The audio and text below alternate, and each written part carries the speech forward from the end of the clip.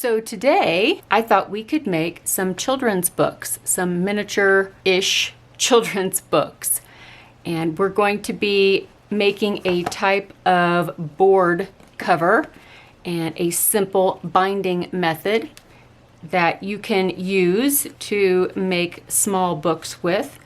I will be using one of the digi-kits that you can get at my Etsy store with the page images and the end sheets and the cover images, but you don't have to. This book can be made with just chipboard and regular paper or notebook paper, some materials, a little few things as we go along the way, some little scraps of things. So really it can be made with basically anything you have around your house. If you don't want to make a children's book, you could make a little sketchbook or a notebook. So if you would like to learn how to make these little board cover books, you have come to the right place. Let's get started. Okay, when you print out your pages, they will be on the front and the back. There are instructions on how to print these out through Adobe Acrobat, which is a free program to print PDF files. And you can barely see it on this paper because I printed on some ivory colored parchment, but I don't know if you can see there's a slight little shade difference right in there. And that's because most printers have a margin that they do not print in, most of them. So there's a 1/4 inch margin or 6 millimeter margin around the outside. Sometimes your printer will just shift the print a little bit. So maybe there will be 8 millimeters over here and only 4 over here. That's just kind of the way it goes. But anyway, all you have to do is cut off that printer margin all the way around. The sheet will now be 8 inches wide by 10.5 inches long. And all we're going to do is cut it exactly in half in the middle at 5 1/4. Before I cut it in half, you may have noticed that they are printed head to head. Sometimes it's just easier for getting the pages in order to do it that way. So that's why they're like that. But they're all numbered. The pages are numbered. So all you have to do at this point is find the first page of the signature or the smallest number. Here's 20, 21, 22. Okay. So every once in a great while, there's going to be a page, and it's usually one of the blank pages that isn't numbered. But you'll be able to tell because there's only 2 pieces of paper that get folded and put together. You'll be able to figure out where they all go because the rest of them will have numbers on them. So just fold that in half. And I have the rest of them here. I'm going to find the place where that goes. Goes right in there.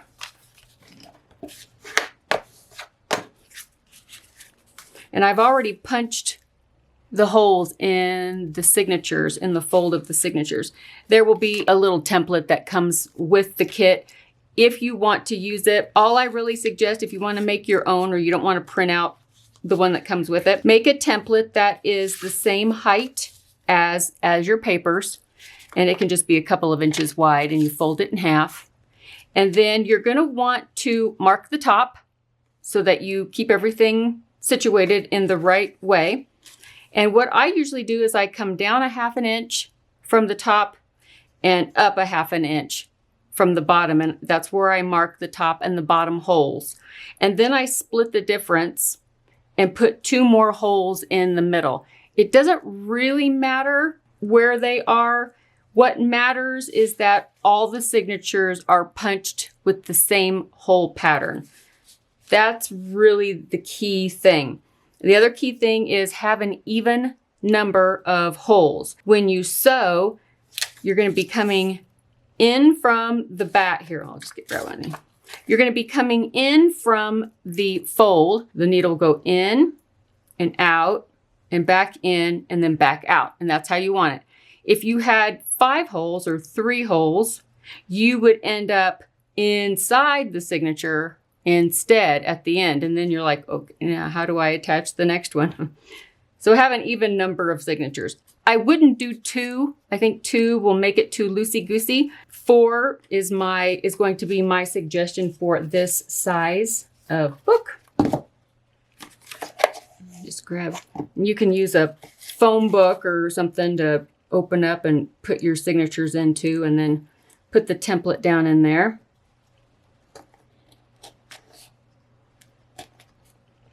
There we go. And now we have all 6 signatures. 1, 2, 3, yeah, 6 signatures. There's only, like I said, there's only 2 pages per signature. Pretty easy to put together. And in order to sew them together, very simply, all you have to do is find your thread and grab a needle. And I'm using nylon upholstery thread. You can use cotton thread. It just, you know how it balls up and knots up on you sometimes? Well, it really does that if you're bookbinding. So I usually will grab just some nylon upholstery thread, and then I will run it through beeswax. I just hold my thumb down on top of it and pull it through. That's why there's all these lines in it. And what that does, can you hear that? It gives the thread a little bit of extra grip so that it's not too slippy slidey, because nylon is pretty slippy slidey. It just is. And you can start in the front or the back. It makes no difference as long as you have them in order. So this is the very first signature. This is the back fold. And you can start at the top or the bottom, doesn't matter. I usually start at the bottom because I'm right-handed, and I hold the signature like that. I'm going to leave a little bit of a tail sticking out here, just a few inches. I'm gonna go in through the next hole up, then back in through the next hole in the fold, and then out through the top hole. Just like that. Now this first and second signature, until you get them secured, they're going to be a little flippity floppity. So here's the second one. Grab that.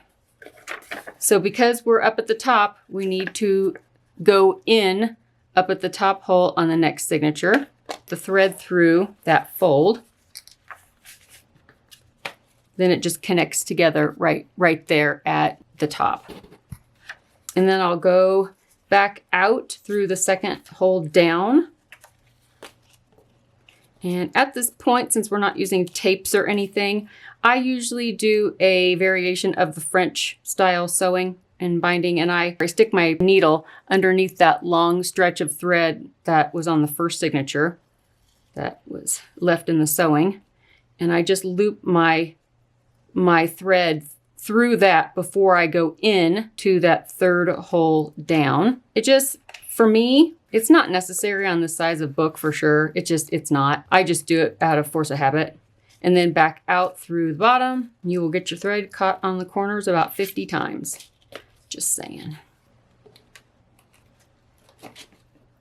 Just gonna grab a clamp. So now is when I kind of pull these threads snug, but not overly tight.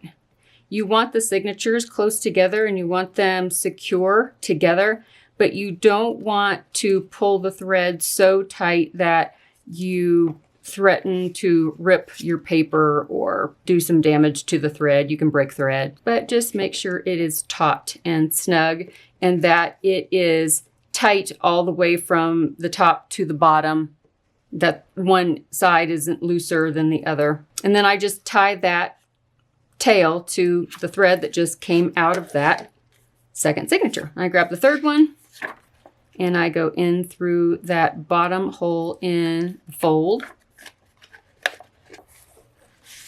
and then out through the second one up and then loop around. Do you see how I'm putting the needle underneath that long stretch of thread and then I pull that through? It doesn't make a knot or anything. It just hooks over that just to hold it down. And then I go back into the signature through the third hole up in the fold and then back out through the top. Now what I'm going to do because we have the opportunity. If I didn't do this, the top of the signature wouldn't be quite as stable. So now I take the needle and I put it through the first and second signatures because there is a thread that is holding them together when we attach the second one to the first one. So I'm going to go underneath that thread and pull it through and see how it's making a loop. Then I go back through that loop and pull that snug. And what that does is it connects the third one to the second one and the first one. That's called a kettle stitch. Then I grab the next one and we go in through that top hole and then back out through the second. Try to keep everything lined up. I'm going to loop around the thread. I usually loop it around the one from the previous signature. And then back in through the third hole down. And then out through the last hole on the bottom there. Line that up. And I just pull that snug. And I take that tail that's still left over. And I make a couple of knots. And now we only have 2 more to put on.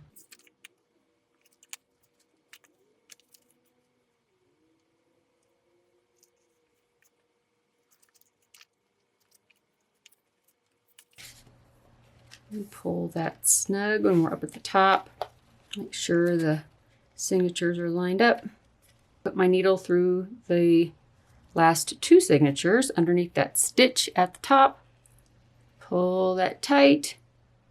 Go back through the loop and pull. And last signature.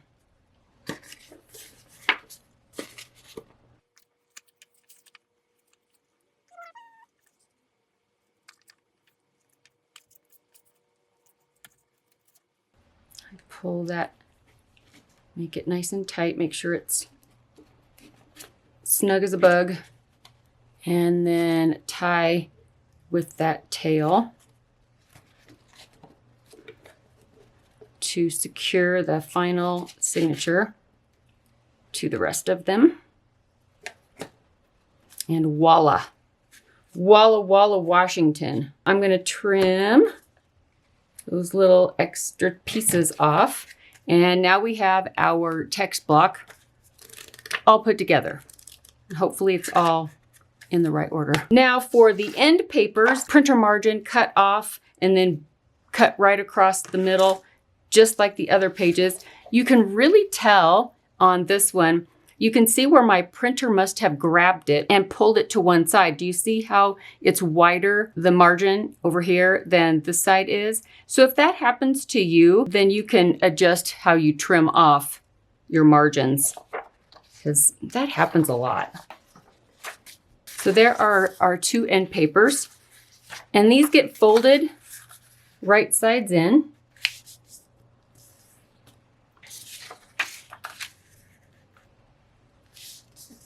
And one of them is going to get attached to the front and one of them is going to get attached to the back. So what I like to do is you can mark it with a ruler if this helps. I'm going to do that just to show you, just to help me explain it a little bit easier.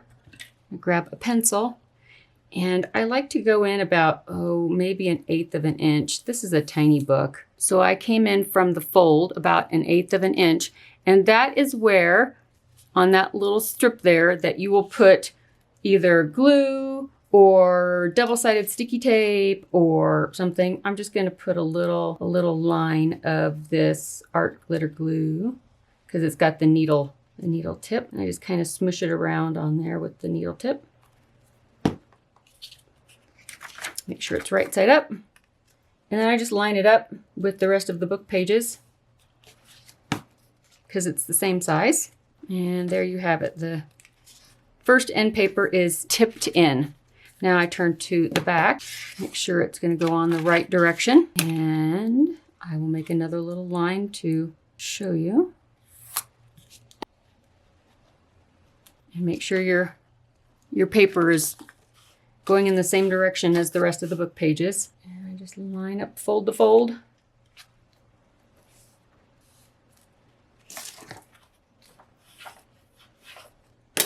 So now what I would like to do, grab a piece of cloth, and it can be anything. Just don't get anything too thick. So this is just some cotton fabric from a skirt. You can see the hem. It's just a skirt that I don't wear anymore. Just something thin, and it doesn't even have to be cotton. It can, just as long as glue will stick to it, that's all you need. So I just need a little piece that is the same height as the book pages, and then about 1 inch wide. Usually end up just cutting it as wide as my ruler. So there is a little teeny tiny strip of cloth. So just PVA. You can use white like school glue too.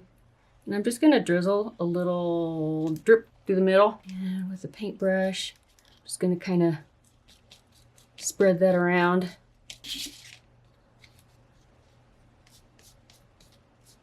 And when you get this fabric damp like this, it will probably end up a little bit bigger than you cut it because it'll stretch a bit, but it doesn't matter.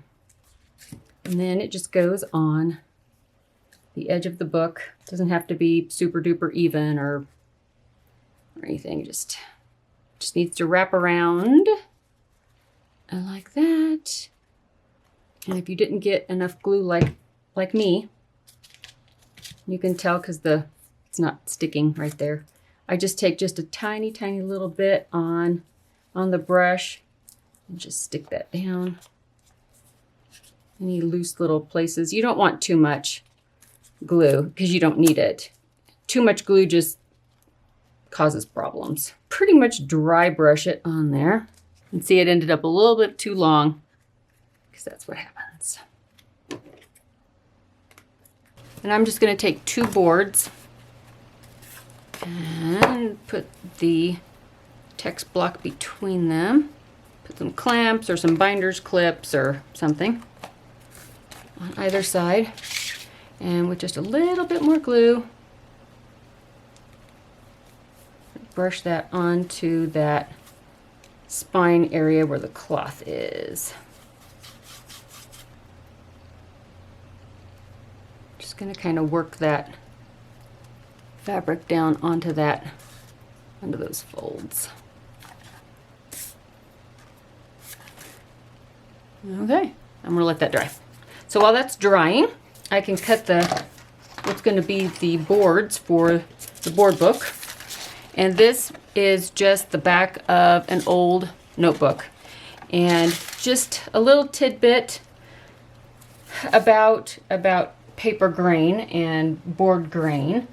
If you're going to be using PVA, if you're going to be using a liquid glue, it is important that you make sure that all of the grain of all the materials that you're using, pages and chipboard and end sheets, all that, are all running in the same direction. And that direction should be in the same direction as the spine. So the grain should be running lengthwise throughout all the materials.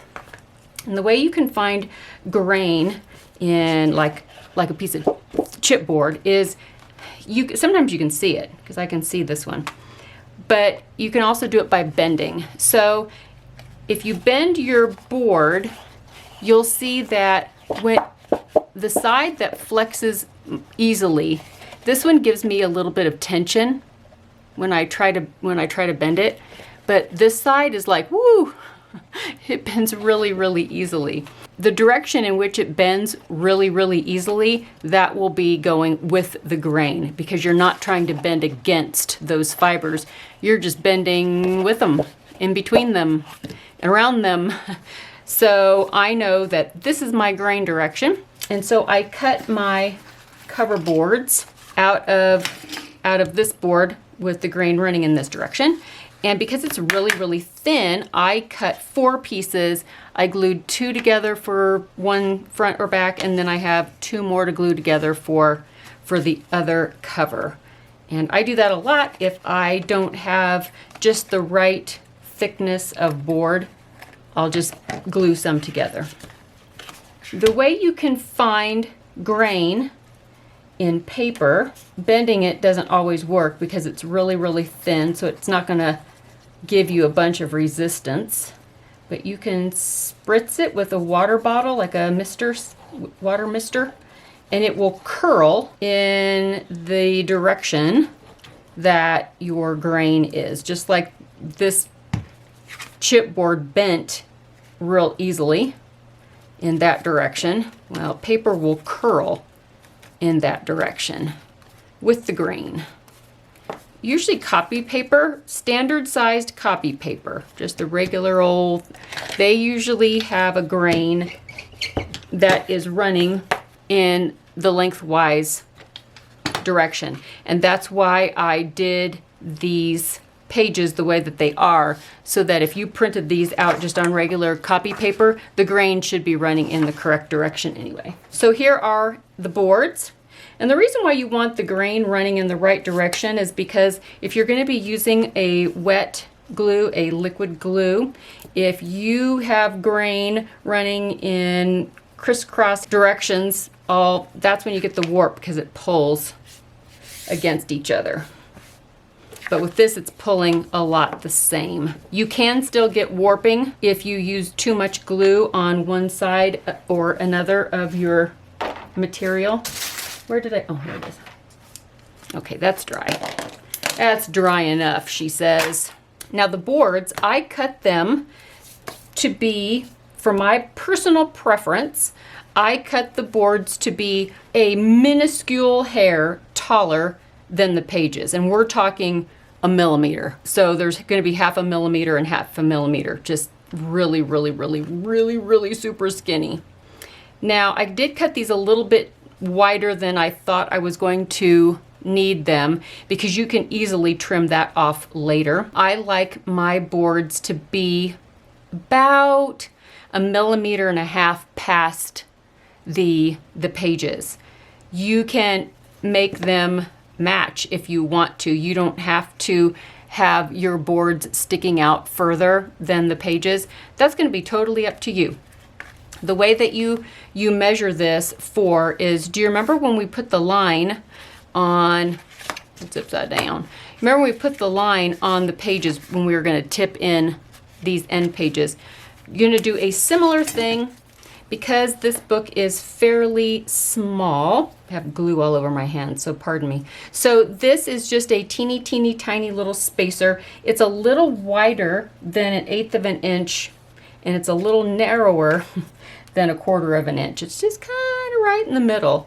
And so this was just a scrap piece of stuff that I had laying around, and that's what I try to get. I try to get about 4 to 5 millimeters of a gap from the spine. If this was a bigger book, I would leave more, but it's not. So I'm just gonna make that little line there. Same thing on that side. So we want to leave that for the hinge, for the elbow room, and that's where you measure from to get the width this way. The height is determined on the height of your pages, but got to leave elbow room for the hinge. So that's going to be wider than I want for sure, but it doesn't matter. I'll trim it. I can trim it later. And now what I'm going to do is I'm going to glue this down. You can use tape if you want, double-sided tape. Grab a piece of plastic here. Again, don't use too much glue, and if you just washed your brush, make sure you dry it off real well. Make sure that there's glue on the paper all the way up to your line where you want your book board to be. And then give it a quick brush.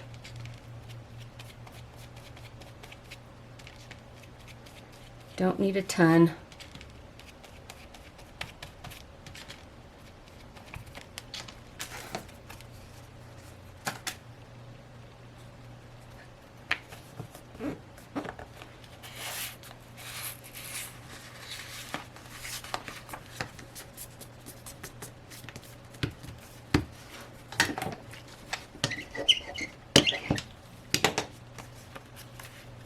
there's that front board. I'm going to take this as some cling wrap. I'm going to put that in between just a little bit, and then I can flip it over to this side. Take your other board. I'm just going to slip this in here, make it easy. Again, I'm going to put glue along that guideline. And then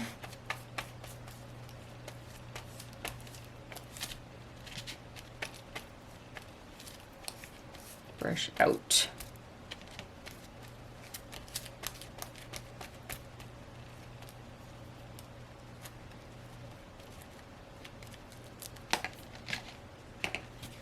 And grab your board and line it up on that line. So.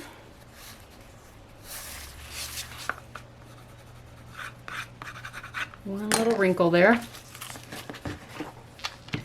But you get those when you're over 40, am I right? Okay.